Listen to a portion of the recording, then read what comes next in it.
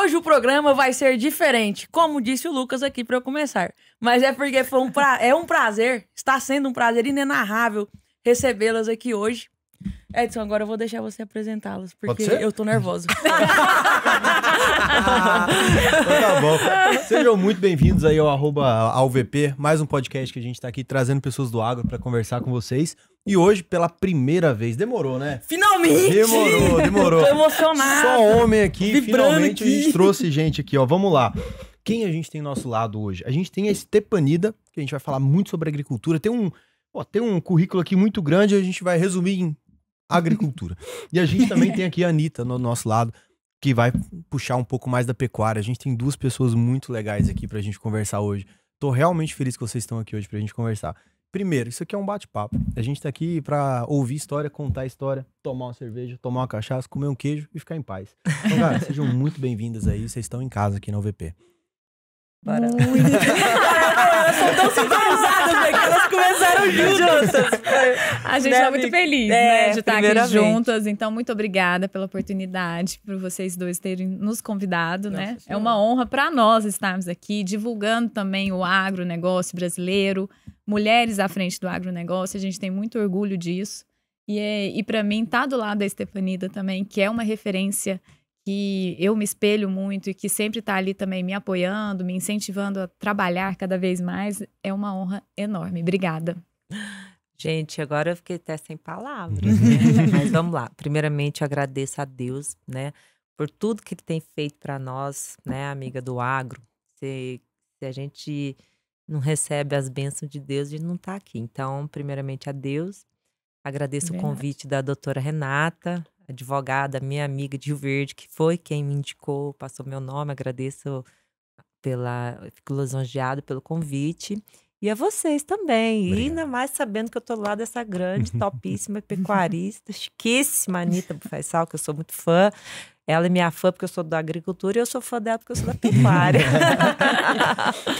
Propor uma coisa antes pra gente começar, então. A gente tem 4 doses aqui, a gente tem 4 pessoas. Por coincidência, né? Parece ao... Eu acho que faz um certo sentido. Não precisa você bater o virolão nela. Pode ser. Como é que é isso, O que gente? é isso? É pra dar sorte? A última vez que eu fiz Pra isso, eu dar tava na sorte. faculdade. Faz pouquíssimo tempo, então. É o que é pra tomar. Saúde e vida longa. por favor. Amém. Saúde, E dólar mais alto. E dólar. Começou então agora, né? Agora nós começamos. Pode Só fazer tapiou que eu vi. Não, eu dei um golinho. Ai, eu tomei. Não era pra tomar. Eu tomei tudo. Eu tomei tudo também. Então, pra começar. Eu nunca começo um podcast, por isso que eu dei aquela Eu travada. falei mas pra Anitta. é um prazer É um realmente podcast diferente. Porque eu falei, nunca ninguém perguntaram se eu gosto de cerveja. Eu falei, gosto. Gelada, assim, claro, gosto. Mas Tá do agrado? Nossa, olha aí, véu Olha, de noiva. Pra gente começar a apresentar vocês pro público de casa aqui, eu sempre gosto de contar uma história pelo final. Ótimo. Então hoje, se você fosse contar a história hoje, da Stepanida hoje, quem é a Stepanida? Olha, Stepanida Ivanov só existe porque uma mulher atravessou fronteiras. Minha avó, Ana, morava na Rússia na época da guerra. Meu avô, Alexei, foi fuzilado porque era contra o comunismo. Ela, grávida da minha mãe, atravessou a Mongólia e foi para a China. A pé, com a roupa do corpo. Nossa. As pessoas não têm noção do que é uma guerra. Então, eu só existo porque uma mulher sobreviveu a uma guerra. Ficou só com a minha mãe é filha única. Aí elas moraram na China durante 10 anos. Minha mãe aprendeu a falar chinês e russo. E na época do regime militar, o Brasil estava recebendo os refugiados de guerra. E eles vinham de navio de carga, de batatas. E nesse navio durava não sei quantos meses, a viagem muito longa. No decorrer da viagem, as pessoas morriam, eram jogadas. E quem sobreviveu foi a custo de batatas. Aí minha mãe, o governo deu um pedacinho de terra, igual tem esses assentamentos, só que Os assentamentos de hoje é só filé, né? Era nós lá no Paraná, a região chamada Pau Furado, só era terra lavada. Até um dia meu marido foi lá e falou, nossa, como é que vocês deram conta de viver aqui? Que isso que é a terra lavada? Eu falei, é o que tinha, né? O que então, é terra lavada? Terra lavada não produz nada. Terra lavada. Não tem nada. Não é nem areia, terra lavada. Não tem consistência. Aí, meu pai e minha mãe se conheceram já no Brasil. E aí, eles se casaram e foram para os Estados Unidos trabalhar. Só que minha avó, Ana, na época, recebeu 5 alqueirinhos. No Paraná é 5 alqueirinhos, é metade daqui. Então, 5 alqueirinhos dá quanto? Aqui em Goiás a gente fala o alqueiro, eles chamam de alqueirão. Tipo assim, que é 4,5. Lá é 2,5. Não é metade. E aí ela recebeu esses 5 alqueirins e sustentou a família. Meu pai começou a trabalhar nesses 5 alqueirins, não deu nada, conseguiu. Aí foram para os Estados Unidos. Ele e minha mãe trabalharam catando morangos, fazendo trabalho de frutas, né? De colheita de frutas. Por curiosidade. Lá no Oregon. Ai, que legal. Lá no Oregon. E aí eles ficaram um tempo lá, tinha uns parentes que deram apoio, e voltaram, juntaram um pouco de dinheiro e compraram, trabalhando aqui, compraram terra aqui em Goiás e no Mato Grosso. Só que o que realmente vingou foi Goiás, na região do Montevidéu. Meu pai trabalhou com a minha mãe, veio meus tios, meus avós. E meu tio também, meu tio também trabalhou nos Estados Unidos, conseguiu comprar terra aqui. Então foi tudo trabalhado, assim, até fora do país, né? Teve que enfrentar fronteiras, do jeito que veio, depois teve que lutar enfrentando fronteira para conseguir trazer recursos para cá. Aí compraram fazenda em Montevidéu. Aí eu perdi meu pai com 3 anos. 3 anos de idade. 3 anos de idade, foi um acidente bobo de fazenda, assim, vizinho de fazenda, 2 F1000 que bateu. Na época eu não usava cinto, minha mãe estava grávida, meu irmão mais novo. Nós éramos tinha 10 nascidos, mas que estava vivo era 8. E esse na barriga era o 8º, o Ivan, meu irmão caçula. E aí meu pai, na hora que foi descer do carro, preocupado com minha mãe, fez força e perfurou o pulmão. E a caminho do hospital ele teve hemorragia interna e faleceu. Minha mãe, com 32 anos, viúva com 8 filhos, analfabeta, só falava chinês e russo. Não falava português? Não falava português. O que ela teve que fazer? A gente morava na roça, perto do Paraná, tipo, acho que uns 20 e poucos quilômetros. E aí que ela foi estudar, foi aprender a dirigir, foi aprender a ler, escrever, com mais de 32 anos. E ela tinha um fusquinha azul e botava esses meninos e falou, gente, eu tenho que dar um jeito com esses meninos, botar no fusquinha, e levou eles para estudar no Paraná, lá em Ponta Grossa. Eu lembro que chovia, inundava, e pegava canoa, tinha um carro esperando, aquela luta. Não tem essa história de Kombi escolar que pega na roça, não, gente. A caminhada foi bem fácil. Não, as pessoas ficam reclamando, ai, Kombi escolar tem ar-condicionado, não sei. Ai, minha filha, a vida é difícil mesmo. E aí, era assim, então minha mãe lutou muito para eu ter um futuro diferente do dela. Até pela necessidade, ela não teve outra opção, ela se ouviu obrigada, viúva com aquele tanto de filho, ia fazer o quê? Aí o meu irmão mais velho, tinha 14 anos, veio pro Montevidéu trabalhar, cuidar das coisas que meu pai tinha comprado. E aí ele ficou aqui em Goiás, com 14 anos, começou a administrar as coisas, e veio outro irmão, e ela ficou com a gente, com os menores lá em Ponta Grossa, pra gente estudar. Aí, eu lembro assim que ela pedia financiamento no Banco Brasil, era muito difícil, os bancos não financiavam, muitos vizinhos perdiam as fazendas porque o banco tomava e ela tinha muito medo disso. Então, tudo foi muito sofrido, assim. Aí, chegamos, ela em 95, infelizmente, voltando na fazenda Canarana, ela sofreu um acidente e veio falecer. E aí, o que a gente aconteceu? Teve que vir embora todos os menores, né? Eu tinha, na época, 15 anos. Aí, meus outros irmãos menor, tudo veio embora. Minha irmã já tinha sido casada e voltou para os Estados Unidos e ficou lá com o marido e sobrou para mim cuidar de 4 irmãos. Putz. Aí eu fui mãe com 4 irmãos com 15 anos. Só que antes disso, minha mãe já tinha me preparado. Eu fui trabalhar numa empresa, uma amiga dela, Dona Eliana Degra, ela tem concessionária de caminhão, uma família muito bem estruturada, mas também Você que em qual conquistou. cidade ali? Ponta Grossa, Ponta Grossa. tudo em Ponta Grossa. Aí, eu lembro, minha mãe me trazia de carro, na época eu tinha o Ômega, pra ensinar a trabalhar, e eu tinha que trabalhar. E aí, ela tinha uma loja de peças, posto de molas, de caminhão, e aí um dia eu gostava muito de conversar, né, amiga? Até hoje, né? Ainda bem, né, que a gente fica aprendendo com aí ela.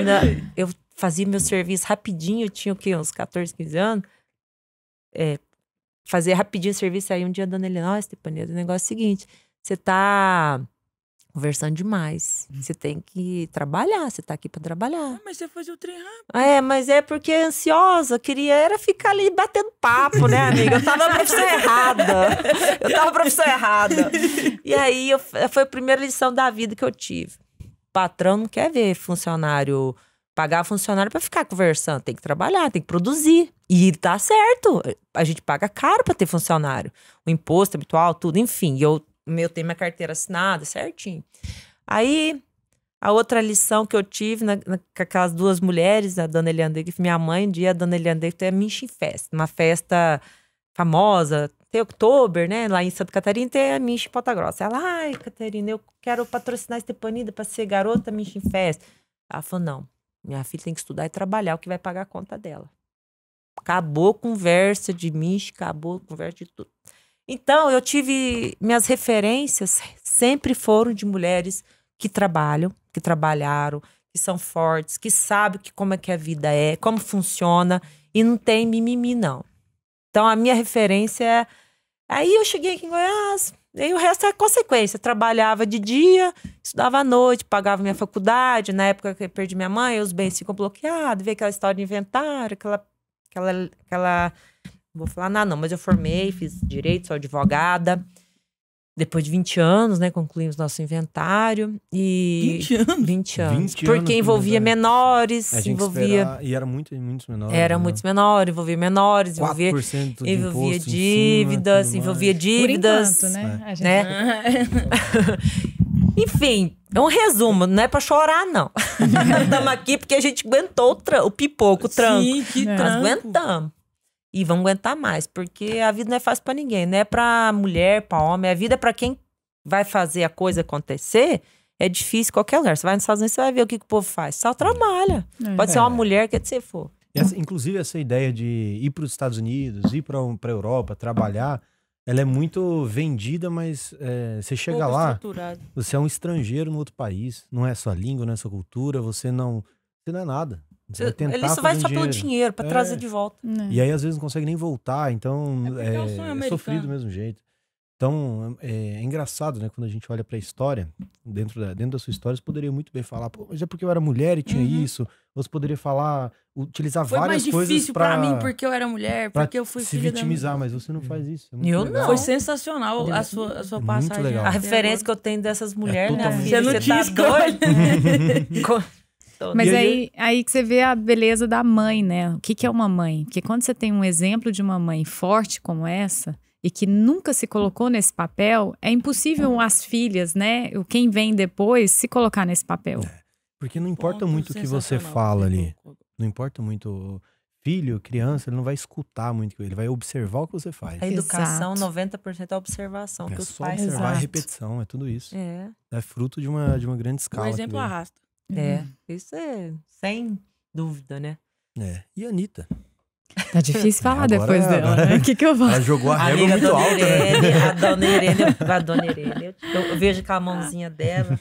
Nem te falar, não, eu lembrei Isso é da muito minha mãe, ela goiano, fazendo cara, muito queijo. bom. E eu não posso mostrar ela, você já viu, Não, né? eu Eu entendo. posto, às vezes eu posto alguma coisa, mas ela não me gosta. filma. Não. Aí Não eu filmo- gosta. Não, às vezes eu filmo a voz dela, a mão, mas ela não posso. E ela não entende muito o que é isso.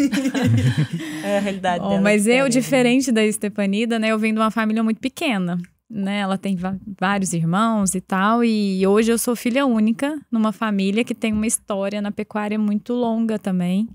Eu sou a terceira geração do Nelore Limoeiro. E então, do Nelore Limoeiro, mas assim, meus tataravôs, sempre foram fazendeiros. Mas dentro do Nelore, que o Nelore chegou no Brasil, assim, nessa escala comercial, com importações e tal, nos anos 50. E meu avô fez parte disso, fez parte dessa importação lá atrás e tal, trouxe muitos animais, comprou muitos animais importados e começou já a fazer uma seleção de Nelore aqui em Goiás, nos anos 50. Já começou a seleção genética. A seleção de genética. Nossa, naquela época. Naquela época. É uma pergunta, pode ser um pouco capciosa, mas é honesta. Pode fazer. Como é que era nessa época, assim? O que ele considerava bom ou ruim? Era já a barbela, a estatura? Sim. Esses padrões, o padrão da raça, né? Que eu acho que até hoje já são, assim, nossa, é a raça, né? Só que o Brasil, se a gente for falar de pecuária, até então, a raça predominante aqui no Brasil era o Gir. Certo. Que era muito mais valorizada até que o Nelore e tal, e ela é uma raça de dupla aptidão, enfim, ela era muito mais envolvida. Meu avô tinha Gir, todo mundo tinha, assim, a maioria dos pecuaristas trabalhavam com Gir. Você perguntou qual convidado a gente trouxe, foi o Ricardiano, lembrei agora. Você falou Gir, Ricardiano. Não, Ricardiano é também um super parceiro nosso, conheço demais, fizemos, assim, foi presidente das associações com a gente e tal, muito amigo do meu pai, do meu avô. E quando que mudou pro Nelore ali?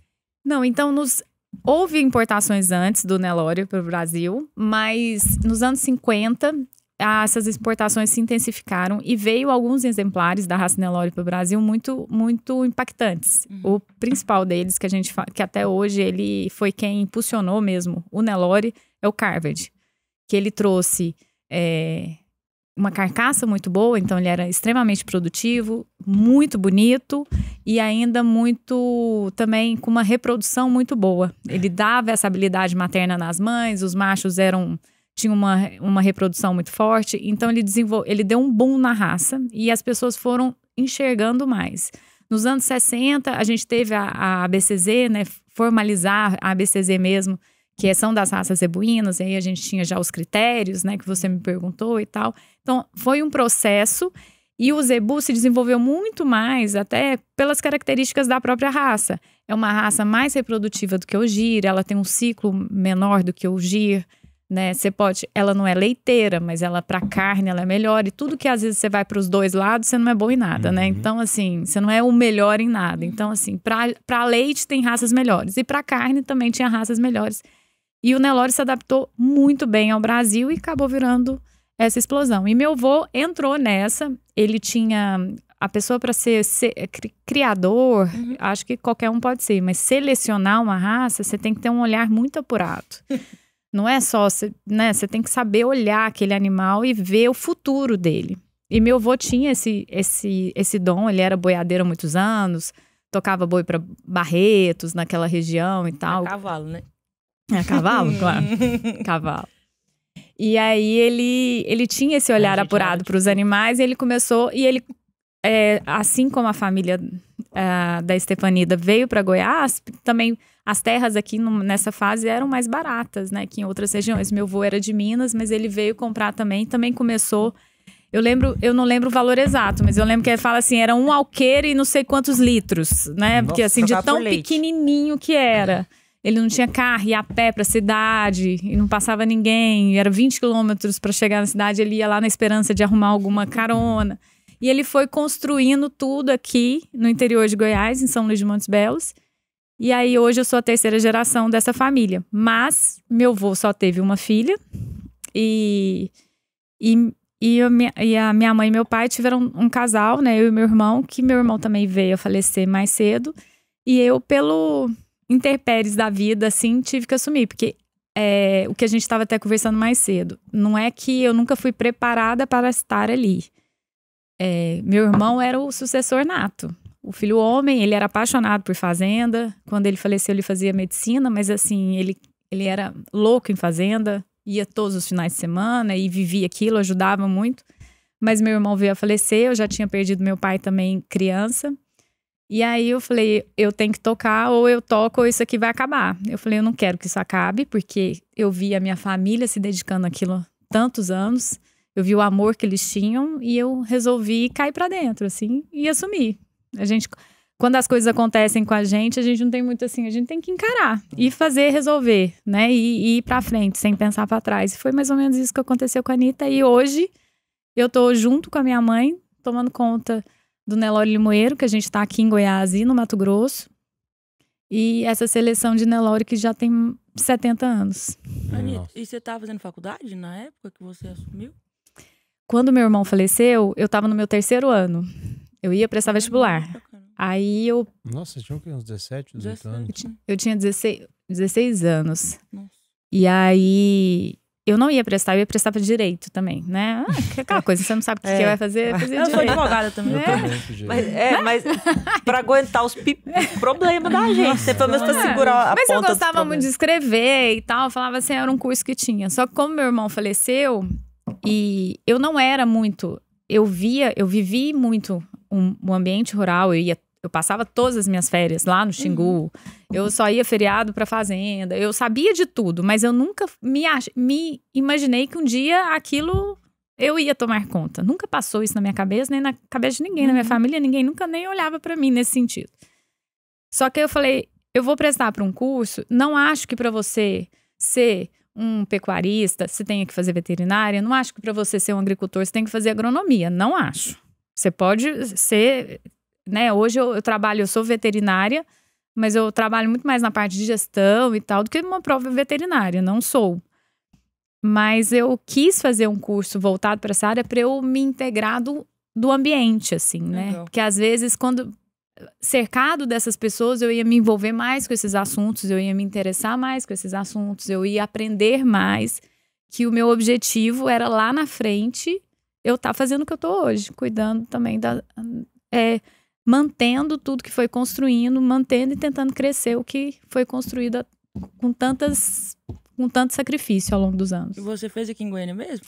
Fiz na Federal aqui, na UFG. Então você foi aluna do Albertão? Fui. Da Viviane. Eu fiz 2 anos de veterinário, só que eu não tinha cabeça, aí eu fiquei mais formando no outro lugar que não devia estar. No barzinho. No bar do seu Raimundo. Como que chamava na sua época o bar? Ou na seu Raimundo. Na minha época era Tia Laura o bar. Tia Laura? Aí, não, lá era bar do seu Raimundo. E aí depois eu tive uma filha e pus o nome dela de Laura. Aí meus colegas de faculdade falaram assim, mas era por causa da Tia Laura. Eu queria só fazer uma retratação pública a vocês duas. E mais cedo, quando eu comentei sobre vocês não serem herdeiras, serem sucessoras, eu não quis falar de uma forma pejorativa. De todo o meu coração. O Daniel, aquele amigo, o Daniel Ravelo, um beijo, te amo. Ele fala muito para sucessores. Mas por que ele fala para sucessores? Porque hoje, quando a gente vê um herdeiro, pessoal da minha geração, ele não sabe o que ele faz. Ele acha que ele é uma vítima do destino porque ele vai ter que tocar o negócio do pai. Vocês não. E o Daniel fala, seja um sucessor. Você pode não saber nada, seu pai não te deu nada, não te deu conhecimento nenhum, mas suceda o que o seu pai construiu ao longo da vida. E vocês fizeram, eu até arrepiei, porque eu tô de camisa de manga comprida, mas vocês fizeram isso de uma forma tão bonita, tão honesta, sabe? Que eu não sabia, não conhecia a história de vocês. Mas eu tô emocionada de estar recebendo vocês aqui. A minha mãe foi uma das primeiras agricultoras do Paraná. Tem até um livro. Se eu soubesse que nós íamos entrar nessa parte, arquivo do tempo, como é que chama de arquivo confidencial. Arquivo confidencial, eu traria o livro da minha mãe, que ela realmente teve reconhecimento, foi uma das primeiras agricultoras do Paraná, pioneira.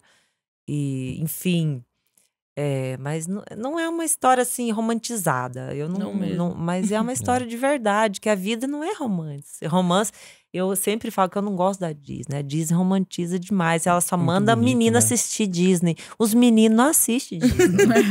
Aí a gente cria que a gente é princesa na nossa cabeça e casa com os ogros.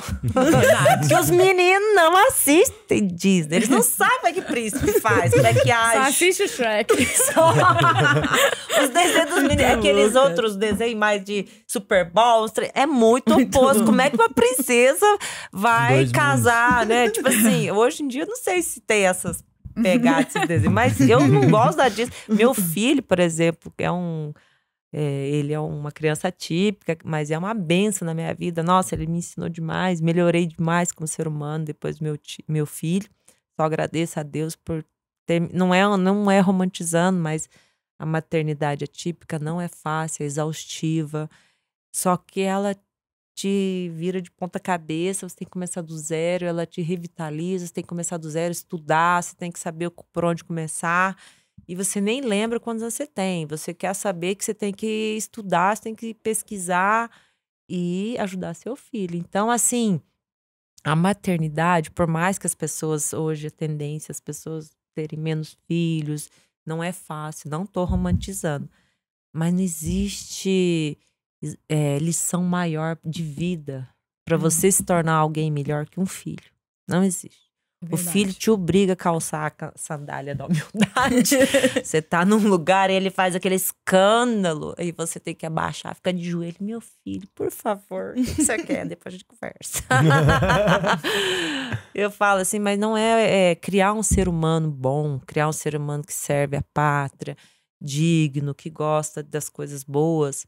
É referência dos pais. Eu falo muito que todos os problemas da sociedade é reflexo do que tá ruim em casa. E isso é interessante você trazer esse papo, porque, vou dar um exemplo, né? Antes, a gente acha que a gente tá sendo...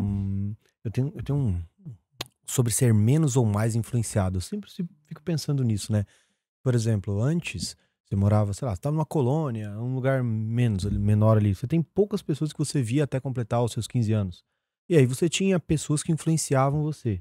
Então, você tinha seu pai, você tinha sua mãe, tinha seus avós, tinha seus tios, alguns vizinhos ali. E aí, quando aparecia alguém ali que não era uma boa influência, seus pais geralmente falavam, não fique perto porque ele é uma má influência para você. Só que hoje já não existe mais esse controle. Porque uma criança, ela pega o celular, ela tá sendo influenciada por muitas coisas. E aí, quando a gente olha o que está influenciando as crianças hoje, aí você fica doido. Porque você dá o exemplo da Disney, né? Você olha o que a Disney hoje produz, cara, é loucura. É loucura uma criança assistir aquilo. É uma, sabe, quando você olha as músicas, quando você olha, tem tanta coisa hoje, e não é sendo o agente do caos aqui, falando, nossa, tá tudo ruim. Não acho que tá tudo ruim. Tem muita coisa que evoluiu também, por exemplo. Antes, pra eu pegar uma informação, eu teria que ir numa biblioteca. Hoje eu pego meu celular, tenho. Só que o acesso à informação, o acesso a essas influências, elas são uma ferramenta. Igual um martelo. Pode ser usado para construir uma casa ou para bater em alguém. Um acessório. Um acessório. Agora, o controle sobre essas ferramentas, ou seja, o que a gente consegue controlar para influenciar a próxima geração, é muito loucura quando você vê o que as crianças estão assistindo, o que as crianças estão vendo. Mas não adianta. É responsabilidade dos pais. Eu tenho uma... Os pais têm que cair a ficha e têm que assumir essa responsabilidade. A gente tem que parar de terceirizar, né? Culpa da internet, culpa de babá, não é culpa dos outros, não. Filho é seu, você que tem que assumir a responsabilidade. Então, assim, quando às vezes as pessoas falam, culpa do não ia falar de política, não. Culpa das escolas, da universidade. Minha filha, para o seu filho, igual, por exemplo, eu fiz direito, eu sou advogada. Quando eu vi aqueles assuntos, até na minha época, desde 2000, que eu comecei a fazer 2000, faculdade, já tinha uma influência forte da militância direcionada. E sabe o que eu falava? Mas que povo besta. O que esse povo tá pensando? O que tá escrevendo? Eu falava, gente, não é possível que a pessoa advogada tenha coragem de falar um negócio desse pra mim. E eu falava assim, então até hoje eu tenho um senso crítico muito aguçado, porque eu não fui influenciada fortemente naquela época. Mas por que hoje as pessoas estão sendo influenciadas? Por falta dos pais. Tá muito solto. Mas eu acho também que você não foi influenciada, além de não ter essa influência, você viveu uma realidade muito cedo e que te mostrou o que é a vida. E talvez hoje a gente demore um pouco, a culpa nossa. Eu me ponho nessa posição de mãe hoje. Talvez a gente proteja tanto e quer proteger de tantas coisas e a gente esconde a realidade da vida um pouco para os nossos filhos e eles não sabem. Então, eu defendo muito que a gente tem que mostrar a realidade, o que está acontecendo, como as coisas são feitas. Nossa, agora tá no Natal. Seu trabalho certinho, tá no, pai e mãe orientando. Tá no Natal, eu quero escrever a cartinha ao Papai Noel, eu quero isso, um presente e tal. Cara, mas você sabe o quanto custa e como é difícil. O que a sua mãe tem que fazer para o seu pai e sua mãe estão fazendo para você poder ter essa vida, essa casa. E às vezes eu vejo muito que as famílias mostram a gente, eu quero dar pro meu filho tudo que eu nunca tive. Tudo bem, acho até justo a gente querer isso. Honroso, mas assim, mostra pro seu filho que não tá sendo fácil. E que não é fácil. E que depois ele vai ter que fazer isso também pro filho dele. Ele vai conseguir, se ele tiver. Então a gente tem que dar ferramentas.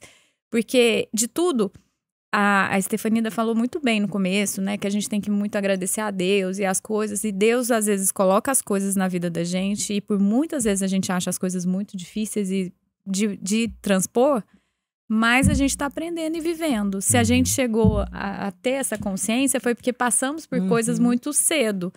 E eu acho que hoje, como mãe, eu vejo a minha maior dificuldade é tentar passar isso para os meus filhos, mesmo eles não estando passando pelo que eu passei, mas que eles tenham consciência dentro da realidade deles. Eu acho que esse equilíbrio é muito difícil de ter. Mas é muito legal você estar buscando esse equilíbrio, porque eu sou uma filha de pais muito bem estruturados. Meus pais também. Meu pai, hoje, ele é desembargador.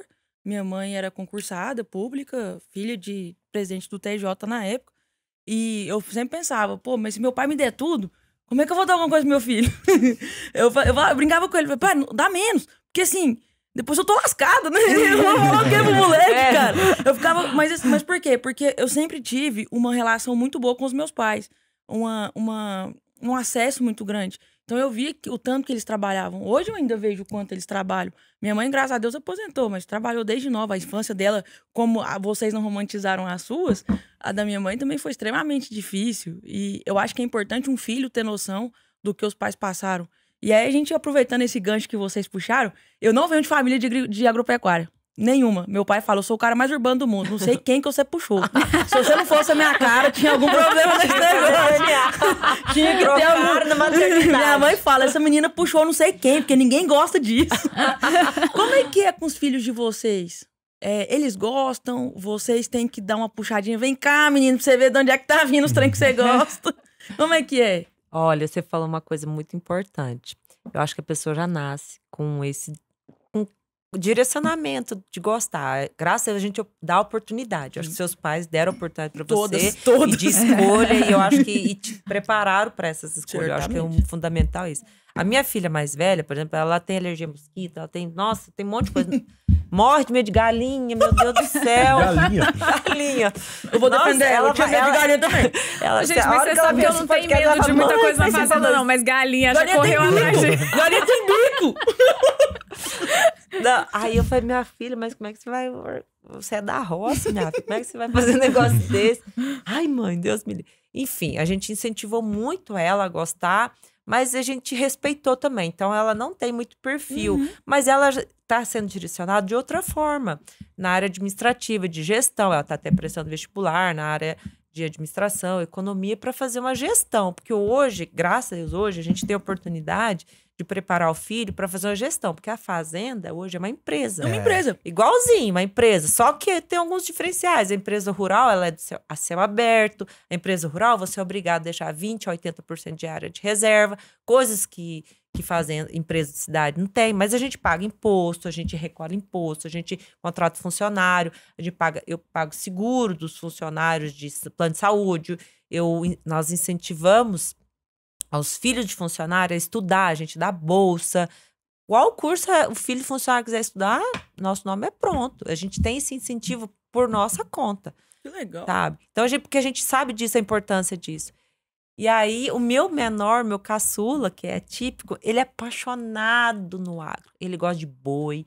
Ele parece muito com o vô, porque o vô era pecuarista, já falecido, pecuarista muito bom. Quando eu lembro dele, eu falei assim, Anitta, podia conhecer a música. Que a hora que ela ia visto com as vaquinhas branquinhas, eu falei, nossa, seu Silvestre, você parece que essas vaquinhas lá de casa. Mas não é não, mas é o padrão. É aquele padrão, aquela coisa assim, caprichada. A gente começa a entender, a ver a qualidade da produtividade, tanto da soja, no meu caso, quanto do gado.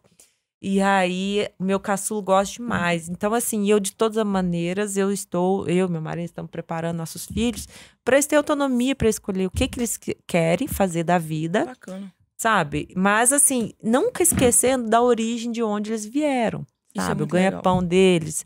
Tipo assim, não tem problema se você não quiser mexer na atividade do seu pai, de sua mãe, se é advogado, se é agricultor. Você pode ser o que quiser. Mas, assim, acaba que depois eles vão conscientizando que, tipo assim, mas eu vou ficar fora da casinha, né, às vezes. Então, acaba que dando certo. Mas a gente dá essa liberdade. Mas a gente dá aquele respaldo, aquela oportunidade. Aos poucos, já mostrando os caminhos, né?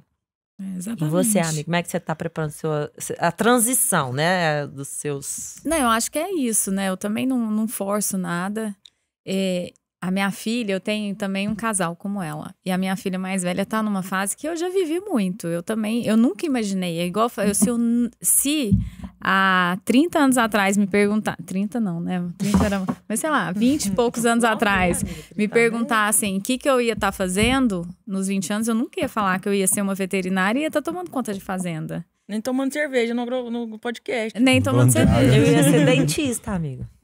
Então, assim, não era uma coisa que eu imaginei. Então, o que eu tento fazer com meus filhos é o que ela falou. Eu tento mostrar para eles a paixão que a gente tem por aquilo, o cuidado, o que aquilo significa na nossa vida, o quanto a gente cuida daquilo e quanto aquilo também já nos rendeu, né? Que é bom também, Com é um certeza. negócio. E aí, no futuro, eles tenham oportunidade, né? De seguir carreira que eles quiserem. E se eles quiserem ir para dentro do negócio, que eles peguem um negócio saudável, né? Que eles vão querer. Porque, às vezes, as pessoas falam assim, eu quero... Essa questão de sucessão é muito complicada. As pessoas falam assim, eu quero trabalhar com meu pai, mas meu pai não quer deixar eu trabalhar na fazenda. E meu pai faz tudo errado. E eu já falei pra ele que tem que fazer assim, assim, assim. Eu falei assim, cara, mas como seu pai faz errado? Ele deve fazer certo Ele deve fazer muito certo. Porque você tá querendo ir pro negócio dele, é porque o negócio tá rendendo. Porque se não tivesse rendendo, não tivesse bom, você não queria ir pro negócio dele, não. Então a gente tem que dar essa... A gente trouxe aqui o Marcos Pedrosa e o Breno, né? Filho dele. Eu achei uma coisa interessante que eles conversaram, que é sobre o conservadorismo e o progressismo nisso, né? Então vamos lá. Existe como se fosse uma grande dicotomia na sucessão, que é conservadorismo, que quer tudo e falando que tem que ser exatamente a mesma coisa, e aí tá errado. Só que por outro lado, a pessoa que quer vir mudando, geralmente é uma mudança assim, era azul, agora é vermelho. Era pra cima, agora é pra baixo. Vamos mudar tudo, vamos queimar tudo e vai ser assim. Então não funciona assim. Não funciona. E aí, quando a gente olha pra uma mudança que seja interessante, é justamente ter vamos jogar 95-5. Se tudo já deu certo até agora, mantém tudo igual. Só que pega aqueles 5% e faz testes. Aqui na empresa, por exemplo, na holding como um todo, não só o VP, a gente tem ali 5% do faturamento mesmo, e que já corresponde a um valor muito grande, que é só pra gente fazer teste. Então a gente vai fazer teste em tudo. Aquele dinheiro tá perdido. Aquele dinheiro nem existe pra gente. Isso é maravilhoso. Mas por quê? Às vezes aquele 5% ali, descobre um sistema novo e aí... Que vai gerar um ganho gigante. Algo me diz que nós somos o seu teste. A UVP Agro pra mim era um teste. A gente tem um canal que alcançava 12 milhões de pessoas, o Investidor Sardinha tinha então, outro. Então vou falar um negócio pra você, Edson, que o GAPS, há 25 anos atrás, já faz isso. Aí. É um grupo de pesquisa. Sério? O que é o GAPS? GAPS é um grupo de pesquisa de agricultores que foi fundado há 25 anos atrás. Começou com 14, hoje são 40, eu acho. E o foco é pesquisa. Então, tipo assim, eles têm uma área que faz parceria com universidades, Embrapa, multinacionais, tudo eles testam antes para ver se funciona. Então, assim, uma escola ali, acabou sendo uma escola de pesquisa. Inovação. De renovação com parcerias lá em Rio Verde. É um projeto muito importante. Tem que ser mais divulgado, pô. Mas nós estamos aqui para isso. Lógico. Não, mas não tá sendo... Nunca foi tão bem divulgado. Ele é divulgado, mas ele é divulgado para um público, falar assim... Eu falo, a gente não sai muito da bolha, né? A gente só fala para quem já falar. É muito bom programas como esse, porque a gente vai, né, saindo. Vocês têm Por isso que eu aceitei, porque eu falei assim, gente, Goiânia é uma capital, aqui muito funcionário público, assim, tem um agro? Tem, mas não é o foco aqui, é empresários, é outra realidade. A Goiânia não vive do agro. Comparado com Rio Verde? Rio Verde agora o Sudeste Goiano vive do agro. Então, assim, e lá, igual eu falei, lá tem o GAPS, que é um grupo muito importante, que é um apoio de segurança, de estudo, de pesquisa que o agricultor tem, de fazer a sua safra, as compras. Ele não vai comprar um produto que não foi testado, ele só vai comprar aquele produto que já foi testado. Então, a chance dele render bem na produtividade, se Deus abençoar, porque depende do sol e da chuva, é muito grande. Mas ele fez o papel dele, pesquisou e tal. Análise de solo, fazem pesquisa em território diferente. Por exemplo, Rio Verde, Montevidéu, Caiapônia, onde tem fazenda associado Montes Claros, eles fazem análise para que tipo de semente, que tipo de produto que reage melhor, enfim. É muito importante. É o que você falou aí. Muito legal. E nós estamos falando de um território gigantesco, cara. Quando você faz Rio Verde, Monte Montevidéu, é absurdo. Safrinha é 500 mil hectares. Meu Deus do céu. Safrinha é um grupo assim que... Só que assim, sem pesquisa, sem estudo, não tem desenvolvimento. A base de tudo é estudo. Se você não tiver um preparo de estudar, de pesquisar, não desenvolve, porque a tecnologia tá aí. E a agricultura é algo que a cada safra, ela tem novos desafios, Nossa, né? Então, todo a cada ano. safra você tem novas pragas, novas doenças. Aí a terra você precisa de outros desafios. Aí você tem o efeito climático, você tem... Então, estudos como esse vai... Algo com ciclos é o que dá diferentes. a mão, assim, para salvar, principalmente nessas Rio horas Verde, difíceis. Montevidéu, Caiapônia e Montes Claros são variedades diferentes, porque é clima diferente, altitude diferente, tudo isso influencia. E olha, eu gosto sempre de ressaltar uma coisa que a gente tem no nosso país, que é... Olha que interessante, você falou de uma área ali, né? Tipo, são 4 cidades. Só que a gente às vezes olha muito pra Europa, a gente olha pro bloco europeu como um todo, e a gente não tem noção o quanto que isso aqui é grande. Exato. A gente tem um programinha que a gente tava apresentando antes aqui no outro canal, e a gente tava falando sobre a Alemanha e sobre a França, né? E sobre algumas coisas que estão acontecendo lá. E crise econômica e tudo mais, talvez uma recessão que pode vir a acontecer ali, né? Nas commodities. E olha que loucura. A Alemanha tem 357 mil quilômetros quadrados. 357. O Mato Grosso tem 900. Por favor, faz uma comparação com o Mato Grosso. Por favor. Vamos respeitar nosso Mato Grosso. Ou seja, você pode pegar... Mas vamos respeitar. É loucura. É o que é pequeno. Abraço, Canarana. O coração do Brasil. Vamos respeitar o Mato Grosso. Então, às vezes a gente fica olhando muito lá fora. Muito esse momento, cara. É loucura. A Viva França, França, tudo mais. França tem 551 mil metros quadrados. 551 e dá mais 357 ali da Alemanha. Junta a França e a Alemanha, os dois maiores do bloco europeu, não dá o Mato Grosso. É loucura. Às vezes a gente tá olhando assim pro nosso território, pensando, pô, o Brasil, porque quando a gente olha no mapa, ele é achatado, né? Então ele dá um desfoque assim. Cara, o Brasil é grande demais. O centro-oeste aqui, quando a gente pega o Mato Piba, aqui, é gigante. A gente tem dentro de Goiás aqui a capacidade de vários países da Europa. Nosso país, Goiás. Ou não, um país. Isso aqui é um país. É uma loucura. Goiás. Então, tem que respeitar, tem que... o que a Embrapa faz, o que grupos como o CAPES faz... Alisson Paulinelli, né? É loucura, é muito bom. Salvou o Brasil de... Nossa, ele é um cara que tem que ser lembrado, estudioso, da Embrapa, referência à Embrapa. Alisson Paulinelli faleceu há pouco tempo, mas ele ajuda, porque se o Brasil é agricultável hoje, é graças à Embrapa. Graças à Embrapa. E quantas melhorias que vão vindo, tanto no limão quanto em... Pô, você falou da Europa, eu lembrei de uma viagem que eu fiz de Paris a Barcelona. Aí você sabe, né? Chegamos em Paris, cadê essa app do Rio Sena? Não tem app no Rio Sena. Já foi, tem muito tempo. Já olhamos as app, não tem app no Rio Sena, o trem é bonitinho, mas cadê essa app? Tá bom. Vamos pegar o trem, 1.000 quilômetros de Paris a Barcelona. Vai, cadê os rios? Cadê as matas? Não tem. Não tem, já foi. 1.000 quilômetros.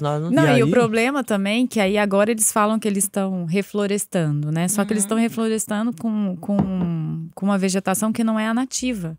E isso também traz muitos problemas ambientais. Muda o ecossistema. E a outra coisa, eu também, recentemente, o meu marido é um apaixonado por vinhos. E aí a gente fez uma viagem que era pelas vinícolas, no interior da França. E ele vendo vinho e eu vendo terra, né? Cada um suas prioridades. E aí chegava... E assim, é uma coisa muito... É incrível, assim, tem coisas que dá pra gente até trazer pra nós, né? Que eles pegaram uma cultura e é um super valor agregado naquilo. Eu acho que hoje o Brasil tem feito isso muito bem com café. Bacana. Né? Valor, né? Agregar valor nisso, né? Você fazer um café gourmet e tal. Eu acho isso fantástico.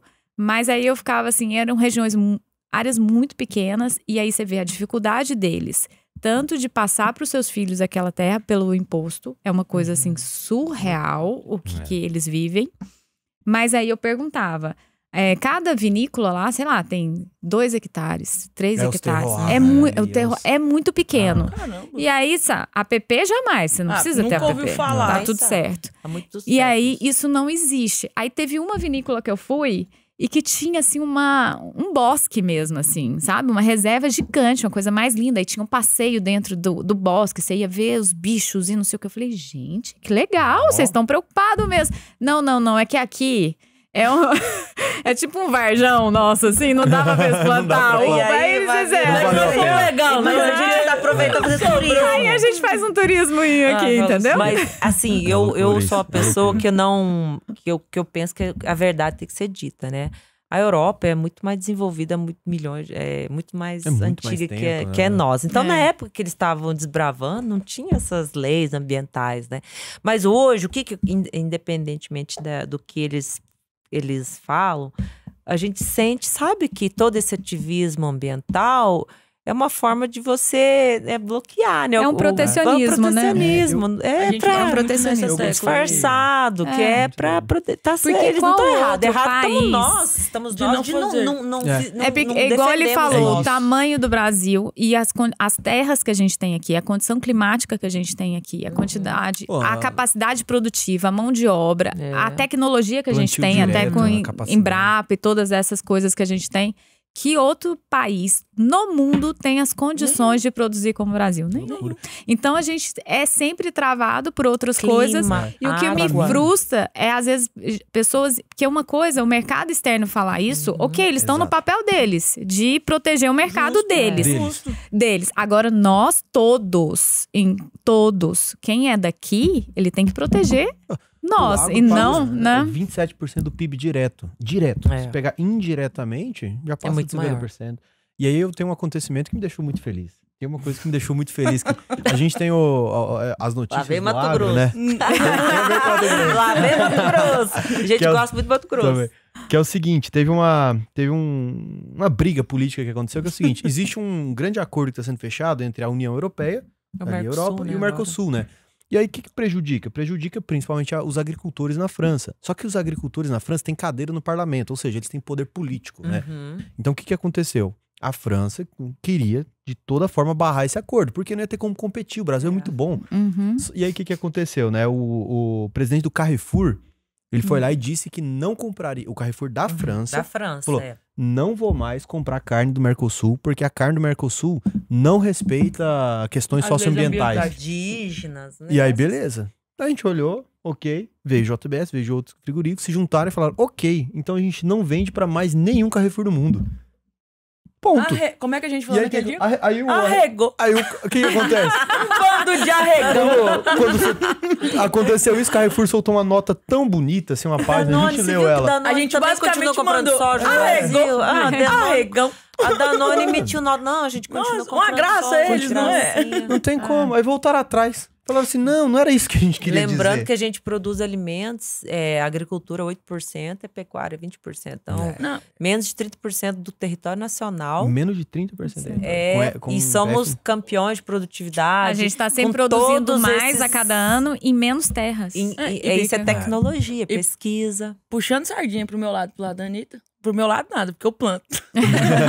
Mas pro lado da Anitta, porque eu gostaria de ser a Anitta. Fala sério, moço. Se você quiser. Olha isso aqui. Dá pra começar. Eu tenho uns boizinhos lá pra te dar. Oferece muito que já desceu uma cerveja. Renato, já desceu 3 copos, já desceu uma dose de pinga. Eu vou comprar um touro. Esse negócio de oferecer bebida é coisa de leilão.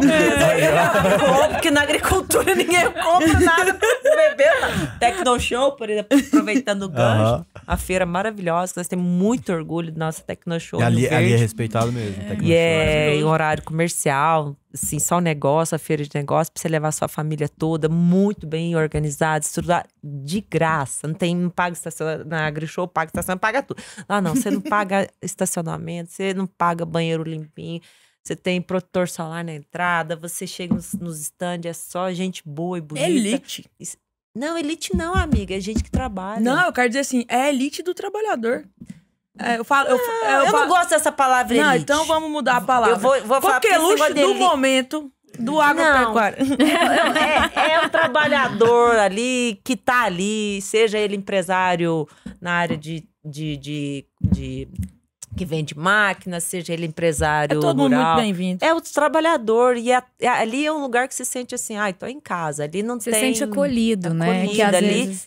Ali é tipo assim, você chega, eu tô na minha casa. Ali você quer ver um stand pecuário, você vai ver o dono da fábrica. Isso é maravilhoso, cara. O dono da fábrica dono tá lá pra te receber. lá. Então, ele não pergunta quanto dinheiro você tem. Nem quer saber. Exatamente. Ele quer saber, ele quer te mostrar, acho. olha que negócio bacana, olha o que construiu, olha isso aqui é novidade. Ele quer saber se você vai gostar do produto. Ele tem prazer de te vai contar, comprar né? ou não. Porque a feira muitas vezes é conhecida. É que todo mundo que tá, assim, é difícil você ver uma pessoa que é do agronegócio e ela não é apaixonada pelo que ela faz. Ela tem uma paixão muito maior do que o negócio. Porque às vezes, muitos, se você pegar a maioria das fazendas de agricultura ou pecuária, se pôr o negócio na ponta do lápis, vocês são... né? Você pega o valor da terra, velho. Aí você fala assim, cara, que você tá aqui, vai, cara, Rio Verde loteia, né, gente? Mas vamos combinar o negócio. Só que a pessoa, ela é apaixonada por aquilo. Ela faz aquilo, realmente é uma vocação, é um dom que a pessoa tem, é algo assim especial. Amiga, então, as pessoas família. É família. É Isso você, é união. Todo podcast a gente pode 90% do agro, seja pecuária ou agricultura, é empresa de família. Mas o que não é, a gente tá criando. Porque se Deus quiser, meu moleque, que nem existe ainda, nem tá na minha barriga. Graças a Deus, ele vai assumir tudo. E mas você já tem essa paixão. Essa paixão nasceu com você. Você mesmo falou. Você não tem uma referência na sua casa, mas essa paixão nasceu com você. Então esse é um dom. E para trabalhar no agro, você tem que ter mesmo essa paixão e esse dom. Porque você tem que ter uma resiliência. Você sacrifica. É um trabalho que hoje, no tempo do meu avô, ele era muito mais braçal e fazer. Você tinha margens muito maiores, então você podia fazer e tal. Era aquele trabalho braçal, você tinha menos funcionários, as estradas eram mais difíceis, a família toda tinha as dificuldades da época, mas você tinha margens mais folgadas, vamos dizer. Hoje, você tem caminhado por uma coisa que não é tão mais braçal. Hoje a tecnologia vem avançando muito, principalmente na agricultura. Então a tecnologia avança, só que as margens ficam mais apertadas e o trabalho deixa de ser um pouco tão braçal e ser muito intelectual. Você tem que já colocar as coisas na ponta do lápis, você tem que fazer conta de tudo, conta de investimento, quanto que você custa o seu dinheiro, quanto que é o seu custo fixo e tal, papapá. Então, ao mesmo tempo, você está numa empresa ao ar livre, debaixo de sol, com todos os intempéries. O pai dela faleceu numa estrada de fazenda, os meus familiares também. Então, assim, é uma coisa que você também corre um risco, sim, muito grande o tempo inteiro. Nossa, então, assim, tem que ter uma paixão muito grande, senão não consegue estar ali. Não é só o glamour das músicas que fala, os meninos da pecuária, não. É muita coisa. Eu tenho uma provocação que eu sempre faço em todo programa pra todo convidado, que é surpresa. Mas é boa. Vai valer a pena. Não, é coisa do bem. Vai valer a pena.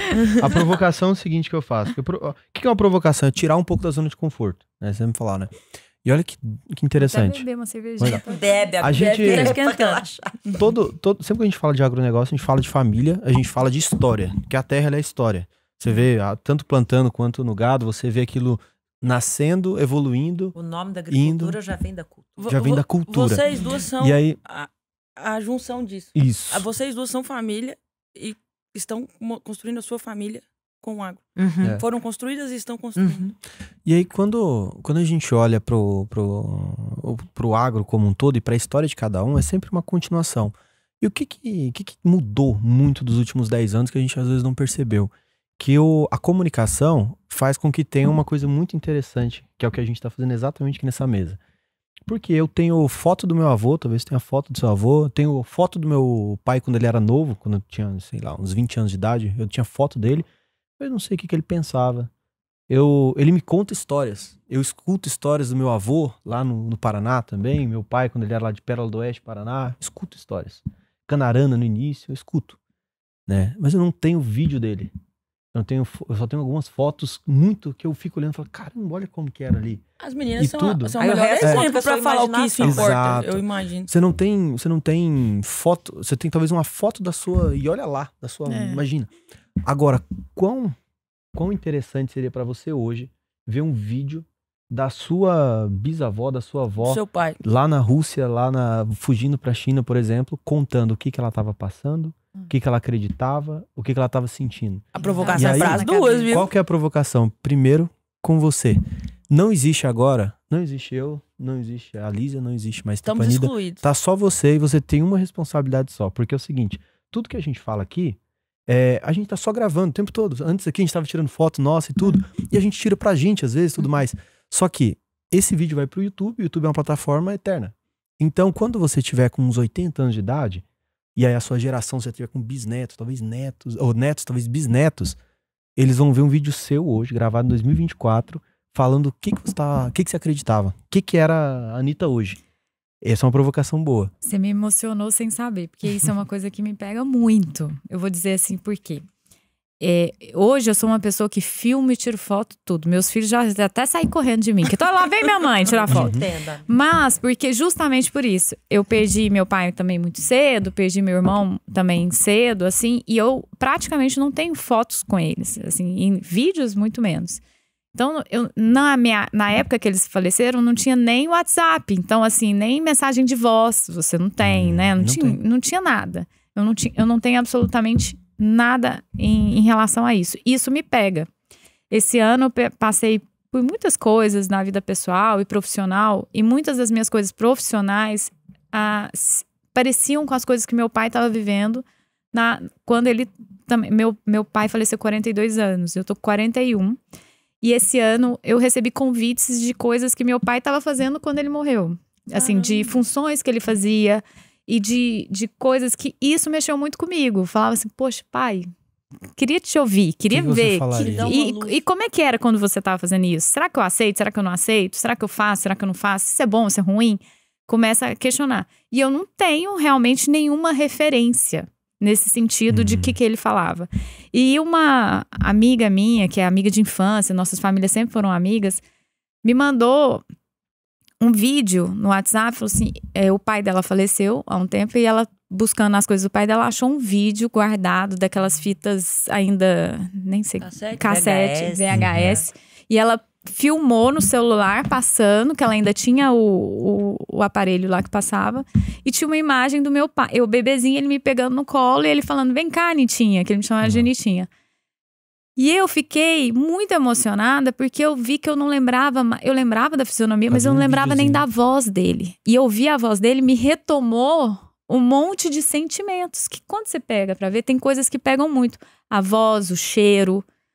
E eu não lembrava. Aí quando eu vi aqui, eu falei, gente, eu não lembrava da voz do meu pai. E aquele som que ele falou, uma palavrinha, me retomou tantas outras coisas e tantos outros sentimentos. Eu acho que isso é fundamental. Assim, é um privilégio dessas novas gerações. Hoje, meu filho e minha filha que ficam reclamando que eu tô lá tirando foto e filmando. Um dia, pode ser que eles vão ver, ou os netos, e vão ver e falar assim, nossa, olha isso aqui. Porque eu queria muito ter tido essas referências. Eu cresci muito sozinha, assim. Eu não tenho referência de irmãos para contar histórias.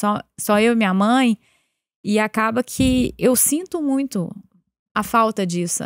Tem horas que eu vejo assim, tá, eu sei como minha mãe faria nisso. Tô aqui, eu posso perguntar, mas como que meu avô faria? Como meu pai faria? Será que eles estão... Qual decisão ele tomaria? Qual decisão? Porque ao longo do tempo eu fui vendo... recentemente eu fiz uma palestra que eu fiz meio que uma linha do tempo, desde quando a Limoeiro começou até hoje. E aí eu fui vendo que em cada geração que estava no controle, eles tinham as suas características próprias, que fizeram a Limoeiro ser o que ela é hoje. Cada um voltado para uma área. E a gente é assim, cada um é bom numa coisa e a outra fica aqui, aí vem o outro e faz isso. E aí eu consegui enxergar aquilo, ver qual que é o meu papel nessa história.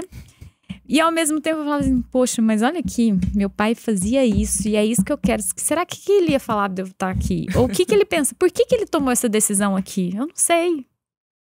Então essa coisa da gente ter isso perpetuado, né? E a gente depois ter esse banco de informações... Né?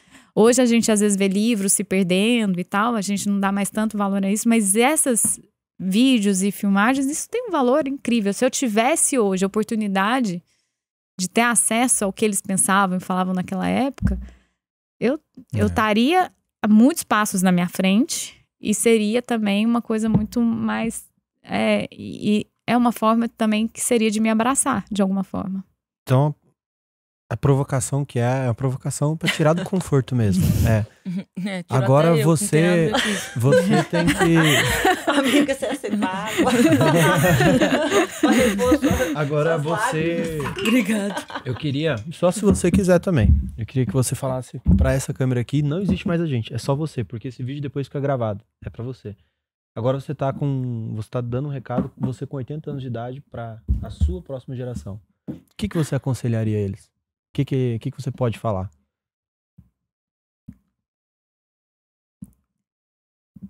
Que eles vivam, assim, queria que, se os meus descendentes um dia assistam isso, que eles vivam intensamente, mas sempre com muita responsabilidade. A gente tendo consciência que tudo que a gente faz gera uma consequência, que as coisas não são de graça e que tudo tem seu preço e a gente tem que ver se está disposto a pagar esse preço. Então, você quer trabalhar, você quer vencer, você quer fazer as coisas, ótimo, você vai colher isso lá na frente. Você não quer trabalhar, você quer entregar a vida, viver loucamente, quero viver a minha vida e pronto, você vai pagar esse preço também lá na frente. Então, assim, sejam responsáveis, independente do trabalho que vocês seguirem, o rumo que vocês seguirem, que vocês sejam responsáveis de si mesmos. Vocês não dependam de ninguém, que vocês façam o caminho de vocês e arquem com as consequências de vocês também. Que aí vocês vão ser pessoas que vão, quando chegar numa idade mais avançada, vocês vão ter orgulho de vocês mesmos. E isso é o que a gente precisa ter nessa vida. É muito triste você viver, chegar e falar, puxa, não fiz nada, não tenho orgulho de nada, não construí nada. Então a gente erra, a gente escolhe caminhos errados muitas vezes, mas lá, se no final o balanço a gente fala, cara, tenho orgulho do que eu fiz, tá ótimo. Exato. Isso. Não consegui ficar olhando. Não, tá tudo Tá certo. tudo bem. Depois É da até Anitta, uma- nem sei o que falar, né, amiga? Não, Tem até uma... Cara, são tão sincronizadas que no início é a Anitta que falou isso. Aí agora a Stefanita que falou. Vocês não se conhecem tem muitos anos, vocês estão mentindo pra Eu nós. tenho certeza. Eu sou assim, eu acredito, eu sou de fé, uma mulher de fé. E a vida inteira eu sou movida à fé. E eu sempre falo pra Anitta que nos meus momentos mais difíceis que eu passei, nas perdas dos meus pais, quando eu mudei de estado, que eu vim para Rio Verde, no caminhão de mudança, eu andava a pé, eu ia trabalhar a pé, lá em Rio Verde. Então, assim, a minha vida despencou de um padrão de vida para zero, sabe? E eu não sofria tanto assim, porque eu era nova. Então, eu penso que Deus foi tão bom até para causar esse impacto na minha vida, ele deixou a inocência. Então eu não via muita maldade nas pessoas. Protegeu com a inocência. Eu fazia o que tinha que ser feito. Trabalhar, estudar e pagar minhas contas e me divertia dentro da minha realidade. Eu não tinha vergonha de dar a pé, não tinha nada. Enfim, saía 6 horas da manhã, chegava às vezes atrasada. Até tava falando assim que quando a gente faz atividade física, a gente tá tão endorfinada, porque já chega atrasado, né? Eu chegava a pé do trabalho, e aí eu chegava 8 horas, e aquele corre. Então, assim, você não via a vida triste. Mas até hoje você não fala com tristeza. Não falo. Gente, eu penso assim, a vida, por mais difícil que a gente tem, os desafios que eu enfrento, que eu acho que meus propósitos, Deus, eu aceito todos. Sempre acreditei nisso, que o que não é bênção é lição. Então, a gente não tá perdendo tempo na nossa vida. A gente tá aprendendo, por um lado, ou tá sendo feliz ou tá do outro. Ou seja, não tá perdendo tempo. Quem acha assim, eu acho que um desperdício o ser humano, a vida, a formação da vida, ela é tão perfeita. Você vai na roça, você vê aquela semente brotar, ela não depende de você. Você põe ela lá, a natureza... Gente, então assim, quando a gente quer meio assim, né, do agro, né, amiga? A gente é emocionada, né? É emocionada. Mas não é. Eu lembro que na pandemia, vou abrir um gancho aqui, na pandemia eu fiquei 6 meses na roça, então eu fiquei assim, direto, sem ir pra cidade, e eu descobri que a minha funcionária, cozinheira, era analfabeta. Um dia eu tava lá na cozinha e falei, o que tá escrito que não tô enxergando? Ela falou, não sei ler. Tipo assim, tinha chegado lá na fazenda, ficar lá 6 meses. Eu falei, sei lá, quanto tempo eu vou ficar aqui na fazenda, né? Me deu um... Aí eu falei, nossa, como assim, dona Hernanda, você não sabe ler? Não sei ler. Eu falei, não, então pera aí, nós vamos...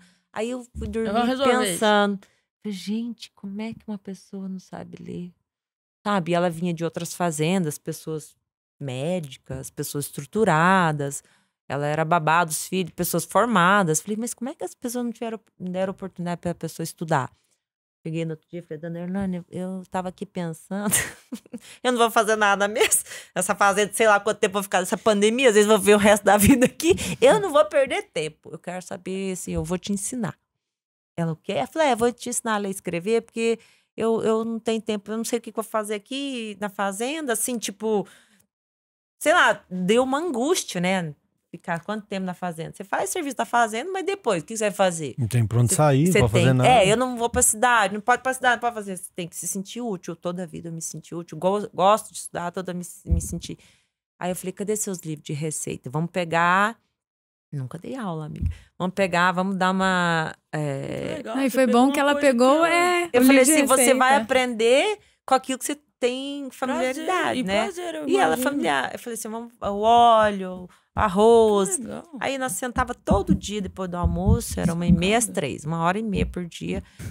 E foi de março a setembro. E eu dava aula pra ela todo santo dia, com preguiça, sem preguiça, cansada, não. E ela ficava tão feliz. Mas todo dia eu lembrava da minha mãe. Você acredita? Quando ela ficou viúva, analfabeta, e a professora ensinava ela. Então, assim, é tão... Eu não ia chorar, não. Nossa, mas, assim, por isso que eu falo que se a gente não entende o propósito de Deus, a gente fica sofrendo à toa. Para de sofrer à toa, moço. A vida já tem tanto momento que vai vir de sofrer. Não, então... e não é sofrimento, não. É lição. Tudo é. Não é sofrimento, é lição. Para de achar que você tá sofrendo, moço. Presta atenção na vida. Vai aprender. Esse aqui tá difícil. Ai, meu pai é difícil. Meu filho, vai aprender com seu pai. Nossa. Para de achar que seu pai é difícil, sua mãe. Para de reclamar. O dia que você não tiver seu pai e sua mãe, você vai saber o que é a vida que os outros têm dó de você, não. Nossa, você me deu Patrão mandou igual a dona Eliana me ensinou. Ó, que não é para de conversar, não. Aqui é hora de trabalhar. Então, o que é a juventude de hoje? Às vezes, elas, com a tecnologia. Só que eu achei, assim, tão bacana. E vocês estão de parabéns. Que a turma aqui é tudo nova, com 20 e poucos anos. Vocês estão desenvolvendo o trabalho atualizado, vocês estão em movimento com a vida, conforme a vida está sendo movimentada, vocês são jovens, vocês estão desenvolvendo o trabalho de uma forma atualizada. Gente, a realidade é essa. Vocês estão trabalhando, vocês estão ganhando dinheiro, vocês estão comunicando e vocês estão divulgando uma coisa importante, cara. Uma coisa que a gente faz é trabalhar aqui. De manhã, o trabalho de vocês não é menos valorizado que de quem tá, né? É trabalho, é coisa séria, é coisa importante. Eu e o Edson estamos numa discussão bem feia. Eu quero trabalhar depois do Natal, ele não quer deixar eu vir. Não, porque senão ela não tira férias, velho. Aí férias? Ué, não dá, pai. Eu não vou tirar férias. Não. Vai conversa com a Bruna lá. E, tem uma coisa engraçada, que é... Diz que quem trabalha, quem ama o que faz, não trabalha, né? Não, eu gosto mais... Minha mãe fala que trabalho é o brinquedo de adulto. Exato, pô. Porque você criança brinca por quê? Porque é a forma dela passar o tempo e dela aprender. E a gente trabalha o quê? Também passar o tempo pagar as contas. Eu tenho um conceito... Mas aí você recebe por aquilo. Mas assim, ela fala assim, eu não entendo quem não trabalha, quem não faz nada. Como é que passa o tempo? Quando você vai na praia e você é criança, o que a criança fica fazendo? Ela constrói um castelo ali. Depois que ela terminou de construir, que ela olha, ela não fica olhando e fala, nossa, que maravilha, o que eu fiz? Não, ela faz outra. A grande diferença é que a gente faz isso com as coisas. A gente monta um podcast, a gente faz um negócio, monta um negócio, trabalha com outro, conta um evento. É isso. A vida, na verdade, é isso, né? E uma coisa interessante, teve há 3 meses atrás, a gente teve um falecimento muito ruim, que é do meu sócio, que é amigo meu há muito tempo, que é o Raul, né? Que é um das caras aqui. Do pai dele, né? E eu, conversando com ele uma vez, ele falou uma coisa que ficou muito na minha cabeça, que é o seguinte: olha que interessante. A mesma quantidade de anos. Imagina que existe o João e o José. 2 histórias diferentes. O João, ele passou 20 anos da vida dele, 20 anos produtivo, depois de criança, né, e tal. 20 anos que ele tava ali festando todo dia. Na farra, todo dia, feliz e tudo mais. Na verdade, ele passou 40 anos fazendo isso. 40 anos na farra, tudo feliz, e gastando. Os últimos 20 anos da vida dele, aconteceu uma tragédia aí qualquer, e ele teve que morar na rua. Catar latinha, se ferrou, e passou os últimos 20 anos da vida dele sofrendo na rua. Ele passou 40 anos em festa, 20 anos na rua. E de outro lado tem o José. O José, ele passou 40 anos sofrendo, ou seja, o dobro, lutando, trabalhando, morou até na rua, teve que catar latinha, tudo mais. Só que a partir de 60 anos, ele passou dos 60 aos 80, podendo curtir a vida viajando, podendo curtir, fazendo o que ele queria. Quem viveu mais feliz? Olha que interessante. Depende. Por quê? O José, o João I, ele passou 40 anos sofrendo, 40 anos feliz e 20 os últimos sofrendo. Só que a vida dele foi muito pior do que o José, que passou 40 anos sofrendo, mas em busca dos 20 anos de felicidade. Ou seja, o ser humano, ele suporta a coisa ruim desde que ele veja que vai vir algo melhor. Vai melhorar a vida. Ele tem um interessante, objetivo, esperança, né? A esperança. Então, é interessante que mesmo vivendo o dobro de sofrimento, se a pessoa no final ela conseguir, é melhor do que ela perder tudo e sofrer o final da vida. Entende? Isso ficou muito na minha cabeça. É muito triste a pessoa que conquista e perde. É muito melhor você ser do zero, porque quando você diz que o bom gosto, as coisas boas não retroagem, né? O ser humano acostuma. Não tem como, você vai retroagir, né? Depois que você faz demais acostumar com o bom. Difícil acostumar com o bom. Então, igual eu falei, que quando eu passei as tudo. perdas, eu fui jovem, adolescente, pra mim, foi superei, sei lá, não tinha noção da maldade do mundo, né? Enfrentei, tinha que viver, pronto, acabou. Estudar, trabalhar e fazer tem que ser feito. Só que hoje, eu penso assim, se eu tivesse, hoje com 45 anos, e eu passasse, às vezes, por tudo... De novo? Eu acho que eu não dava conta, não. É isso. É isso. Não. Então, agora, pesado. que eu sei que vocês têm um compromisso depois também. Então, mas agora... Antes de você pedir o arroba dela? Não pedi arroba agora não, outra coisa. Olha, agora, antes no final, o que a gente vai fazer? Agora é o seu recado. Você com 80 anos de idade agora, você olha pra baixo, você tem filhos, netos, talvez até bisnetos.